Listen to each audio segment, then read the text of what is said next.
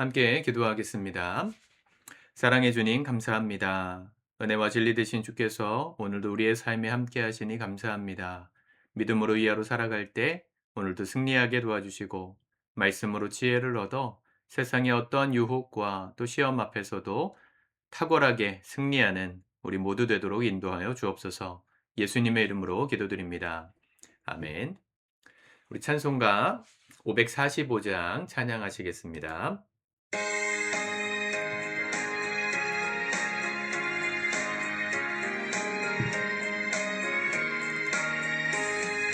이름의 아무 증거만이 되어도 믿음만을 가지고서 늘 걸으면 이 귀에 아무 소리만이 들려도 하나님의 약속 위에 서리라.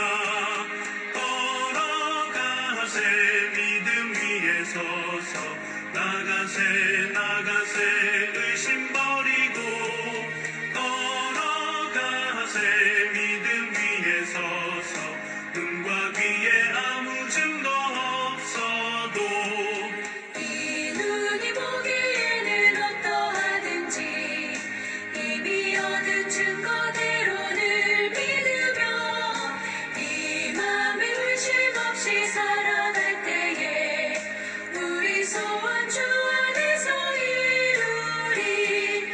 걸어가세 믿음 위에 서서 나가세 나가세 의심 버리고 걸어가세 믿음 위에 서서 눈과 귀에 아무 증거 없어도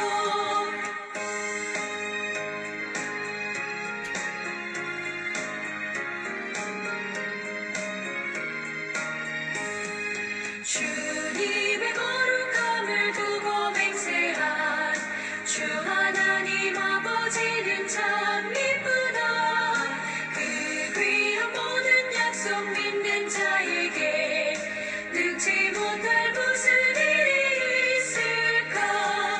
걸어가세 믿음 위에 서서 나가세 나가세 의심 버리고 걸어가세 믿음 위에 서서 눈과 귀에 아무 증거 없어도. 아멘. 오늘 하나님 말씀은 요한복음 4장 43절에서 54절까지의 말씀입니다. 같이 먼저 읽고 묵상하도록 하겠습니다. 이틀이 지남에 예수께서 거기를 떠나 갈릴리로 가시며 친히 증언하시기를 선지자가 고향에서는 높임을 받지 못한다. 하시고 갈릴리에 이르시매 갈릴리인들이 그를 영접하니 이는 자기들도 명절에 갔다가 예수께서 명절 중 예루살렘에서 하신 모든 일을 보았음이더라. 예수께서 다시 갈릴리 가나에 이르시니 전에 물로 포도주를 만드신 곳이라. 왕의 신하가 있어 그의 아들이 가버나움에서 병들었더니 그가 예수께서 유대로부터 갈릴리로 오셨다는 것을 듣고 가서 청하되 내려오셔서 내 아들의 병을 고쳐주소서. 하니 그가 거의 죽게 되었습니다.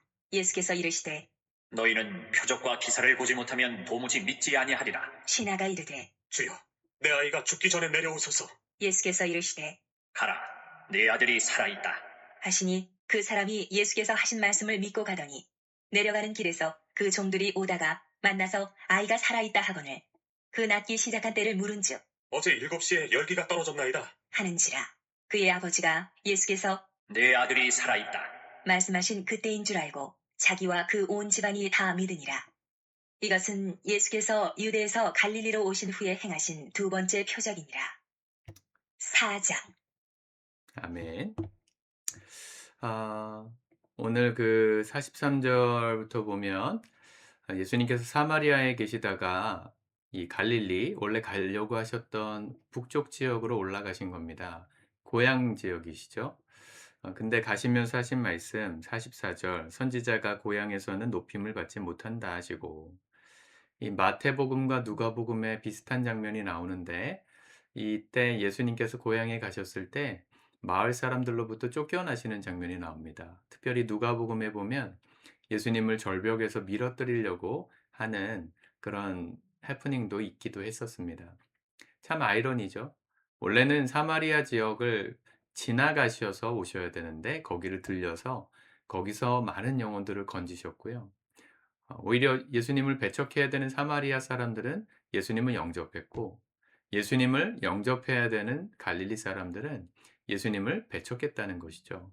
근데 요한복음에서는 그것을 구체적으로 말하진 않지만 예수님의 말씀을 통해서 고향에서는 선지자가 환영받지 못한다, 높임을 받지 못한다, 이 얘기를 하셨던 걸로만 표현했어요. 그리고 그 나머지 공관복음서에서도 그렇게 예수님을 배척한 사람들 말고 예수님을 환영하고 믿어서 기적을 경험한 사람들이 있었다라고 기록하고 있거든요. 마태복음 8장, 누가복음 7장에 보면 그 사람들에 대한 얘기가 나오는 겁니다. 요한복음은 45절. 갈릴리에 이르매 갈릴리인들이 그를 영접하니 이는 자기들도 명절에 갔다가 예수께서 명절 중 예루살렘에서 하신 모든 일을 보았음이더라. 예수님께서 예루살렘에서 하셨던 일 뭡니까? 이 성전을 헐어봐라. 내가 43일 동안에 다시 세울 것이다. 하시면서 장사하는 사람들을 다 내쫓으셨던 예수님. 그 예수님의 모습을 갈릴리 사람들이 보고 예수님에 대해서 영접했다. 이렇게 얘기하는 거죠. 대부분은 예수님을 배척했는데 예수님을 영접했던 사람들의 그 믿음의 근거는 뭐였습니까?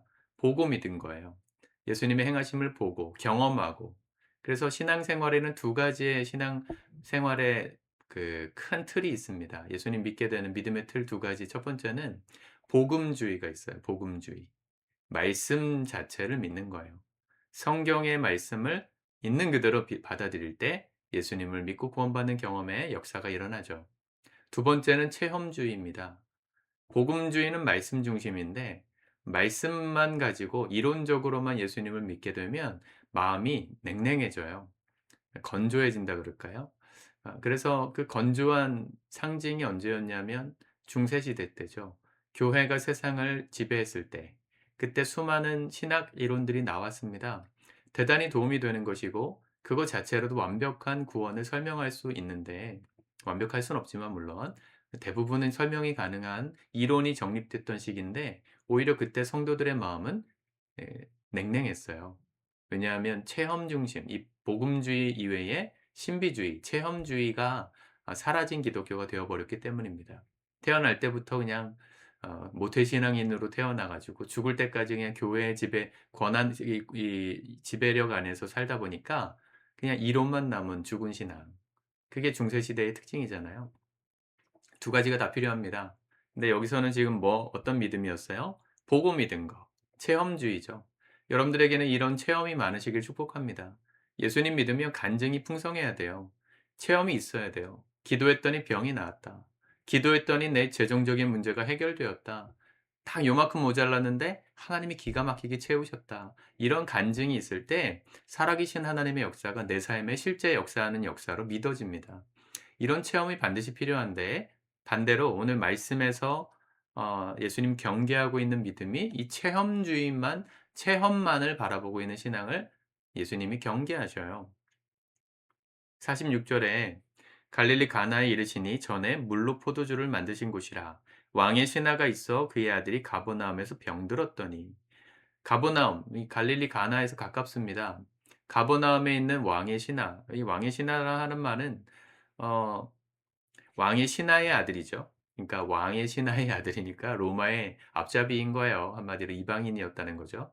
그런데 그의 아들이 병들었다는 얘기를 듣고 예수님을 찾아와 청하는 거죠. 47절 청하여 내려오셔서 내 아들의 병을 고쳐 주소서 하니 그가 거의 죽게 되었음이라.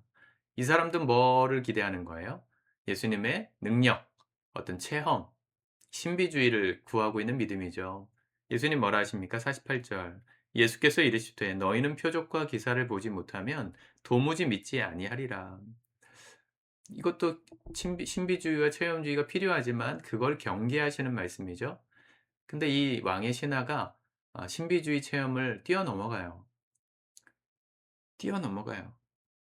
49절. 신하가 이르되 주여 내 아이가 죽기 전에 내려오소서. 예수께서 50절에 보면 예수께서 이르시되 가라 내 아들이 살아있다 하시니 그 사람이 예수께서 하신 말씀을 믿고 가더라. 병 고친 장면을 믿었다 이렇게 안 하고 말씀을 믿었다. 이게 복음주의입니다. 복음주의 영성이 우리에게 필요합니다. 여러분들에게 날마다 예수님을 만나는 경험이 필요하지만 말씀이 없으면 잘못될 수 있어요. 예수님을 그냥 내 인생의 진이, 어떤 해결자, 이런 프로바이더, 공급자 이 정도로만 믿게 될 수 있어요. 그래서 우리에겐 날마다 말씀이 필요합니다. 말씀을 제대로 배우고 그 말씀의 의미를 해석할 수 있는 능력을 연습해서요. 우리의 삶에 아무런 체험이 없어도 지금 당장 내 아들이 난 게 아니거든요. 그래도 그분의 말씀이면 내가 믿습니다. 이 믿음이 커질 때 우리의 삶의 신비주의가 제대로 작동하기 시작하는 겁니다. 말씀을 믿고 가더니 51절 내려가는 길에서 그 종들이 오다가 만나서 아이가 살아있다 하거늘 그 낫기 시작한 때를 물은즉 어제 7시에 열기가 떨어지었나이다 하는지라 그 아버지가 예수께서 내 아들이 살아있다 말씀하신 그때인 줄 알고 자 복음주의 말씀 자체를 믿었더니 체험이 따라왔죠. 증명이 된 거예요. '아 하나님 말씀은 진짜구나.' 그리고 나서 어떻게 됐습니까? 53절 자기와 그 온 집안이 다 믿으니라. 여러분 믿음의 원리를 설명해 주신 이 말씀을 붙들고 사시길 바랍니다. 우리에게는 이 두 날개가 필요해요. 날마다 예수님께 기도하고 간구하여 내 인생을 채우시는 하나님의 기적을 맛보셔야 됩니다. 체험이 반드시 필요합니다. 체험이 없는 신앙은 냉랭해져요. 그냥 머리로만 알면 그분이 나와는 무관한 하나님으로밖에 느껴지지 않아요. 그러나 체험만 믿고 따르려는 순간 우리의 믿음이 또 변질될 수 있기 때문에 우리는 이 두 날개를 늘 붙들고 살아야 합니다. 오늘 이렇게 말씀을 묵상하셨으면 기도하십시오. 오늘 내 삶에 이 말씀을 경험하게 해주십시오. 내게는 아직까지 기적이 일어나지 않았지만 오늘도 나와 함께 하시는 주의 말씀 붙들고 주님 말씀 믿고 이 하루 승리하기 원합니다. 주님 함께 해주세요. 기도할 때 기도 가운데 우리의 삶에 역사하시는 체험이 경험되어지는 겁니다. 이 두 가지 날개가 아름답게 같이 움직여야 우리 신앙이 올라가는 겁니다. 성숙하는 겁니다. 오늘 여러분들에게 이 믿음의 성숙이 놀랍게 일어나길 바라고 우리 일평생 이 두 날개로 주님 기뻐하시는 장성한 분량까지 자라갈 수 있기를 우리 주님의 이름으로 축복합니다. 기도하겠습니다. 주님 감사합니다. 오늘도 주님 말씀을 통해서 우리의 신앙의 원리를 배우게 하시니 감사합니다. 보고만 믿으려는 마음, 체험으로만 예수님을 따르려는 위험한 도전과 발상을 버리게 하옵소서.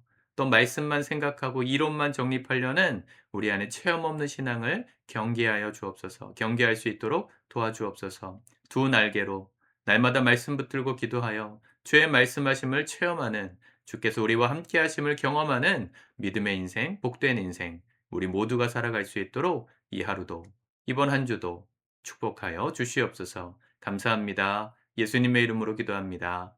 아멘.